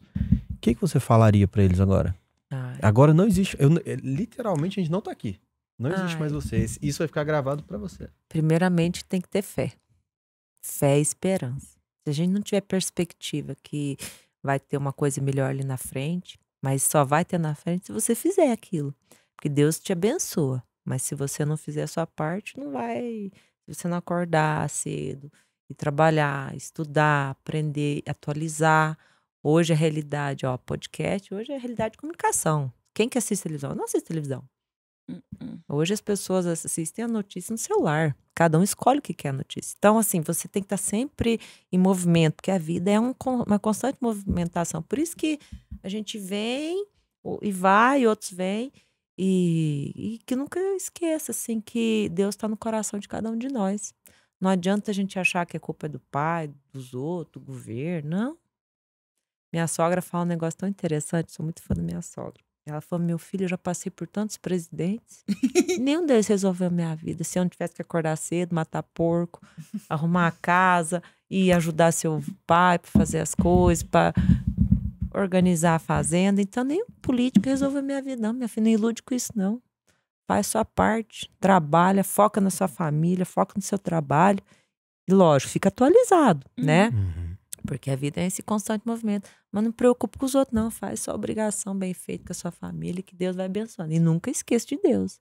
Então, eu sou muito de fé.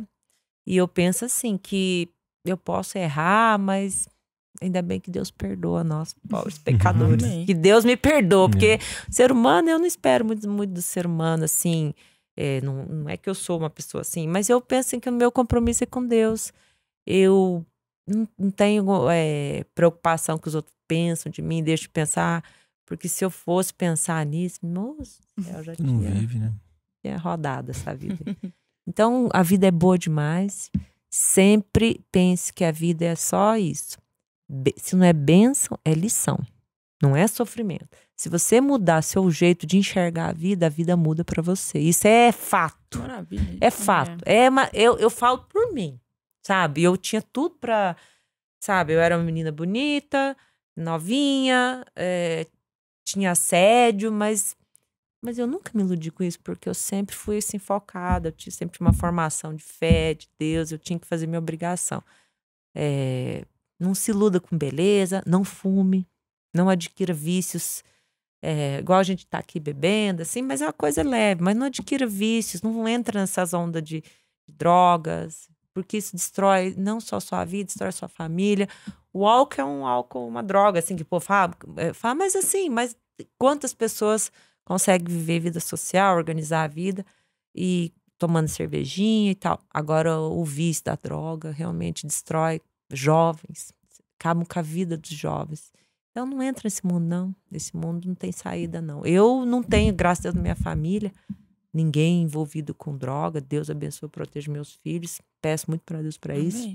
Amém. Mas não entra nessa vida de droga, não, gente, pelo amor de Deus. Amém. A vida é boa demais. A vida é muito boa. Não, mas aí você vai deixar acrescentar algo, seu, que os seus sejam tão generosos quanto você é, né? Ai, amiga. É Igual eu falei, meu compromisso é com Deus. Eu acho que ela tem esse compromisso com Deus que é muito bonito e isso traz tantas coisas para a vida dela. Tem que fazer, né? Eu acho muito, eu falei aqui para vocês, eu repito aqui no ar que, assim, eu acho muito bonito essa parte sua.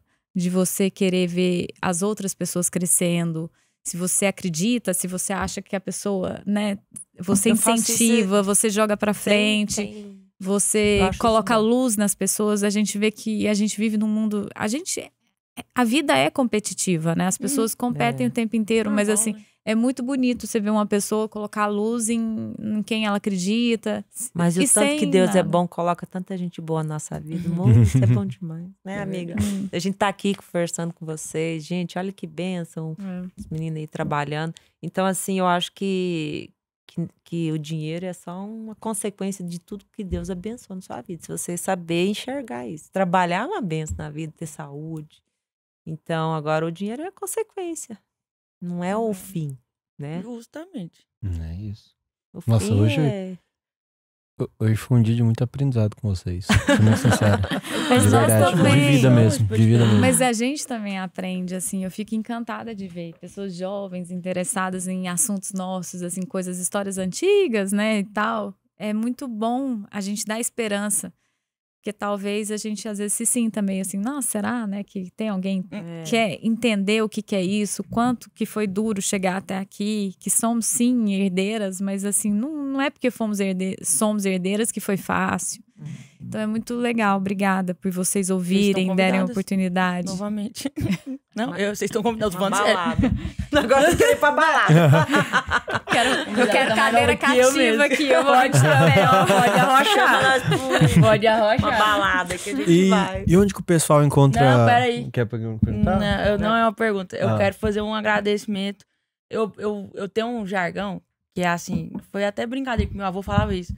Que é um prazer inenarrável receber os nossos convidados, estar aqui com o pessoal ouvindo a gente, mas de todo meu coração mesmo. Eu cresci ouvindo a minha mãe falar que o mundo é muito injusto com as mulheres, mas não de uma forma...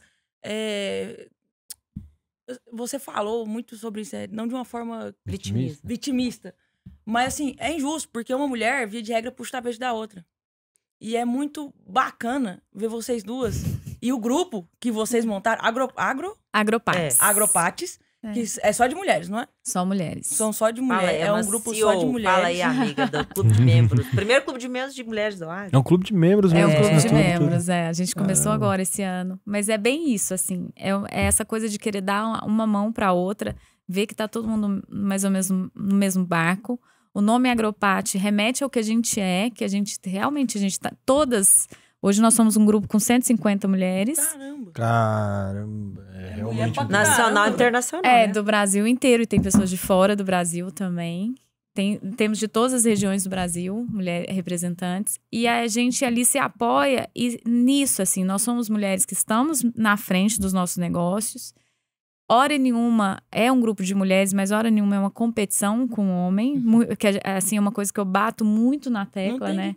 Que a gente não tá competindo com o homem, não quero competir com o homem. A gente tá lado a lado. O agro, principalmente, é um negócio de família. Então, quando a gente tem um homem e a mulher, cada um na sua função ali, o negócio é muito mais próspero, muito mais verdadeiro, as coisas sustentável ao longo do tempo. Então, a gente acredita na família.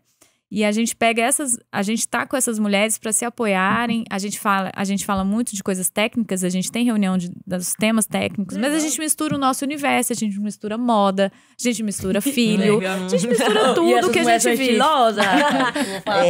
Com meu cinto, minha fivela, você tá doido. Todo mundo que entra no clube de membros ganha a fivela, que é o nosso legal. Nossa, igual Nossa, é muito organizada. Mas... Onde que acha o Instagram? Dois minutos, eu vou te dar esse momento. Vai. Eu tenho que agradecer, é um prazer inenarrável, mas eu quero dizer na posição de filha. Vocês duas são mães. Hoje eu só sou o que eu sou, porque eu tive um vô, 2 vós espetaculares, 2 avós espetaculares. Mas eu tive um pai e uma mãe que eu falo assim, eu não conheço vocês, mas eu posso falar que seus filhos vão falar isso. A gente tem um pouco de dificuldade no início, mas depois a gente solta. Obrigado. Obrigado por tudo que vocês significam na vida da gente, por tudo que vocês permitem a gente a ser, por tudo que vocês deixam a gente alcançar. Então eu falo o nome do filho de vocês, falo pros meus pais. Muito obrigado por vocês estarem aqui, de todo meu coração. Foi um prazer, assim, eu não sei... Inenarrável receber vocês aqui hoje. Nossa, você quer chiquíssima. Na hora que a gente viu, a gente já falou assim, você é das nossas, amei. De todo coração, muito obrigada. Ai, que lindo. Não, já valeu assim, ó, meu... Escutar isso, assim, é inenarrável. E a palavra existe.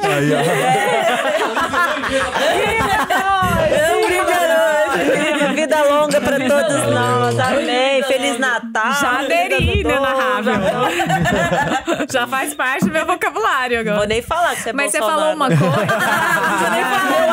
O WhatsApp é com o Bolsonaro, né? O WhatsApp é com o presidente, né? Mas você falou uma coisa que me fez lembrar. Minha mãe conta que quando ela quando estava grávida de mim, não fez ultrassom para saber o que era. Acho que já até tinha, mas ela não quis fazer. Ela já tinha um filho homem, falou que vier, tá tudo certo.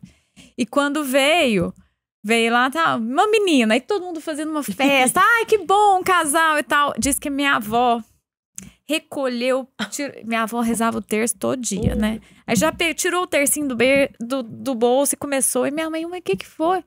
Nossa senhora, é mulher, mas vai sofrer. Meu Deus! Mas você vê, porque a geração dela... Porque aí a gente vê, mas não... A vida nossa melhorou. Não é esse papel de vitimismo, mas assim, de fato, a mulher, ela tem várias funções, assim... acopladas, que é muito difícil. Quando minha mãe ficou viúva, ela falava assim, nossa, eu reclamava do seu pai, que seu pai não sei o que, mas a vida do homem também é muito difícil, porque ele tem obrigação e tal. Hoje eu vejo o tanto que eu pegava no pé do seu pai, porque agora que eu tenho que tomar conta do que ele também tem. Então, assim, todo mundo tem sua posição e não é pequena. Mas a mulher, quando ela tem que assumir outros papéis... fica muito mais difícil. Por isso que eu sou tão por isso que eu sou tão a favor da família. E no Agropate mesmo, apesar de ser um grupo só de mulheres, a gente sempre está valorizando a família. Justo. Porque a gente está aqui para se ajudar, para se complementar. Nós estamos aqui, ó. Hoje é minoria, mas assim... Pela primeira vez. Pela primeira vez, finalmente! Que bom, né? Que bom, né?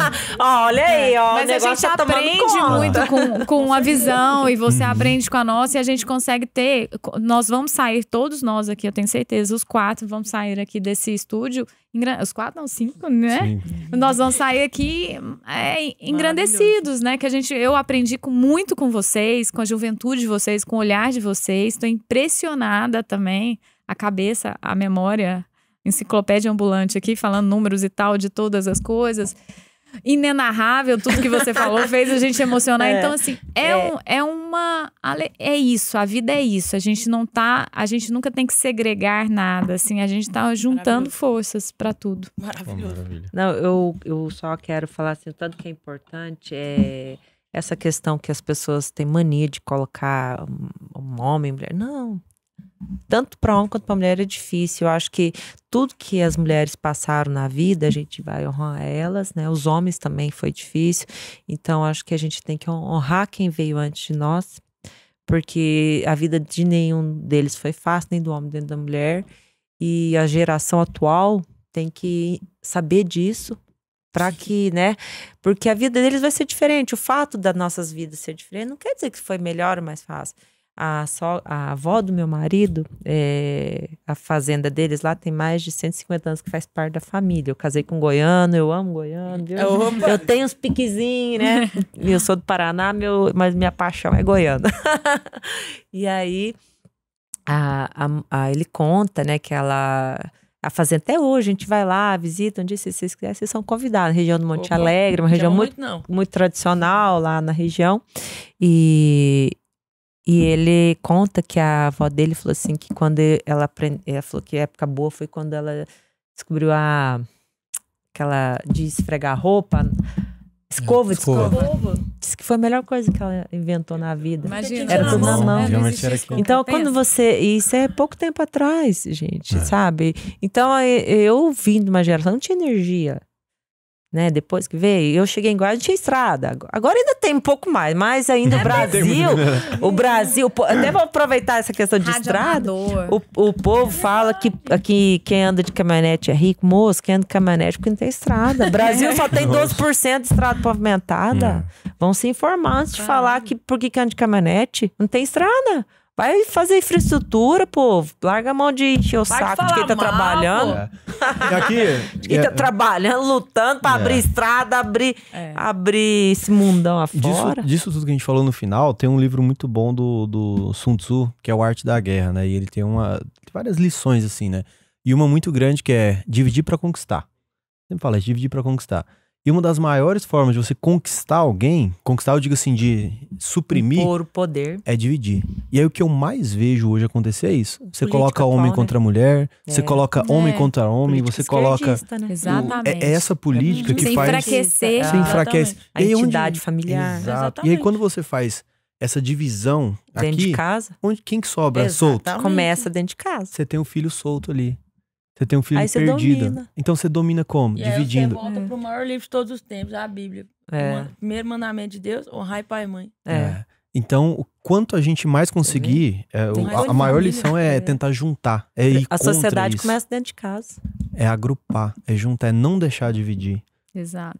Esse pra mim acho que é a maior questão. Então a gente tem que se fortalecer. Esse povo, eles deviam pagar 10 mil reais no mínimo pra assistir isso aqui, ó. É de graça e vocês nem inscrevem no canal. É o fim da picada mesmo. Hoje deixa o Pix. Anota o Pix aí. Anota o Pix. Hoje confesso pra vocês que eu abri meu coração de verdade. Eu contei assim a parte familiar, porque o que acontece? A gente que é imigrante, e eu que vim do Paraná, então lá tem muitos imigrantes, sejam holandeses, poloneses, sejam todas as regiões que vieram, né? É outra região, italianos. Então, assim, a gente, quando chega num lugar igual igual na época que era Goiás, tinha mais goiano, então a gente se sentia discriminado. Você se fecha. A gente era tipo os forasteiros. Então a gente sofria discriminação. Então a discriminação é algo que é um medo que as pessoas têm do desconhecido. E não importa a cor, não importa nada. Qualquer um está sujeito a sofrer discriminação, porque você é diferente. Só por isso. E as pessoas elas têm uma reação natural do diferente. Não é questão de coisa, é porque tem que proteger os seus, né? E onde que o pessoal te acha nas redes sociais hoje? Meu Instagram é privado. E pior que é privado, ainda fui censurada, porque eu escrevo nos negócios quando eu vejo que o povo tá falando besteira. Igual eu falei assim, nossa, não é possível. Né? Eu um dia escrevi, falei, moça, você estuda tanto pra falar tanto besteira na internet. Pelo amor de Deus, não faz isso não. Eu já gostei, já achei melhor ainda. Falei, moça, pelo amor de Deus, não faz essa vergonha, não. A gente não estuda esse tanto pra passar vergonha, não. Fica assim, eu penso... Parte feiura. Não, eu penso que a gente estuda pra melhorar, e não pra falar besteira de gente que parece que... Você sabe que... Agora mudando de assunto. Uma das pessoas que mais me ensinou foi uma pessoa lá da fazenda, ele é muito simples, e ele falou um dia pra mim e pro meu marido, Lu, sabe por que você Stephanie dá certo? Que jeitão desse? Eu falei, porque só mulher sofrida dá valor ao meu irmão. Fechou! Os homens arrumam umas bem sofridas pra dar valor nos seis. Você viu como é que a gente aprende? Vocês que estão aí solteiros, vocês estão precisando... Sobre... Você viu, amigo? Você fala pro seu marido, você dá uma... Eu quero saber como é que ganha essa fivela. Como é que entra como que entra pro grupo? Tem que ser. Aceita membros novos? Como que funciona pra uma mulher que tá assistindo aqui, que ela também é do agro, pra ela entrar pro grupo? No caso, eu tenho interesse na resposta. Aí, ó. Não, o grupo hoje, ele tá fechado e entra novos membros por indicação. Só assim. lá dentro. Quem indicar, quem for conhecido. Por exemplo, você tá super indicada. Super indicada. Super indicada. Só a Anitta vai organizar o link, né, amiga? Uma honra! Você vai organizar o negócio lá pra divulgar dentro do grupo. Eu vou terminar de chorar agora. Não chora não! Mas até pra gente manter esse, né? A gente faz só pela Faz indicação sentido hoje. Até porque se você deixa qualquer pessoa entrar, vai entrar gente Sai com fome. fim de divulgar coisas. Exato. Você vai sair essa Sai o foco, né? Exato. Sai o foco. Sai do foco do que é o negócio. Aí a gente tem um Instagram que chama Agropats. É Patos com Y ou só o Com S? Y, é agropate.s. Agropate. Agropate. Depois o pessoal Isso. coloca embaixo. E o seu? O meu é Anitta Bufaical, que é o meu Instagram. E eu tenho o Instagram também da Fazenda, que é Fazenda Limoeiro. Inclusive, vou comprar um touro. Por favor. Renata, deixa o bebê, você não tá em Goiânia, eu tô Aqui não é um podcast, aqui é um negócio, aqui é um centro de negócio. Você largado. Amor, foi brincadeira, amor. Já comprou boi, Agora já comprou. Já tá gravado. Negócio fechado. Ó, meu avô falava que a gente não pode queabar o negócio. Sabe o que queabar, né? No fio do bigode. Você falou, você dá um jeito de pagar. É que a gente, homem, pessoa que não cumpre palavra, não cumpre papel. Não adianta. O que adianta você ser advogado se você não tem palavra? Não, rapaz? eu penso isso. Se eu assumo negócio, nem que eu levo prejuízo, mas eu cumpro. E onde o pessoal acha você, Elise? Alísia.sá. Pode perguntar, pode conversar comigo. Eu adoro conversar com vocês. E eu vejo que você tá respondendo nos comentários também. O pessoal comenta. Toda vez. Conversa comigo. Eu converso mais que vocês. Vocês nem me respondem depois que eu respondo vocês. Deixa eu achar aqui. Lízia.te. .sá. S com Z, né? Com S. Lízia.sá. Eu tenho que pôr os óculos porque eu já sou uma jovem senhora. Então, gente, mas são bonitos. É esse aqui? É isso mesmo. Então. Ó, o VP E o lá, meu, o outro É lógico. Instagram. Aí eu dou o VP também. Bom. Gente, eu sou da geração... Não, o VP tá na minha descrição. Tá na sua? Ah, então Lógico, pronto, ué. é mais fácil de Tô achar. trabalhando com meu ídolo, meu com os também. meus ídolos. Ô, louco, Aí, Que trabalhar não é fácil, mas trabalhar com prazer não é trabalho. isso? É prazer. Não, mas esse trabalho aqui eu quero.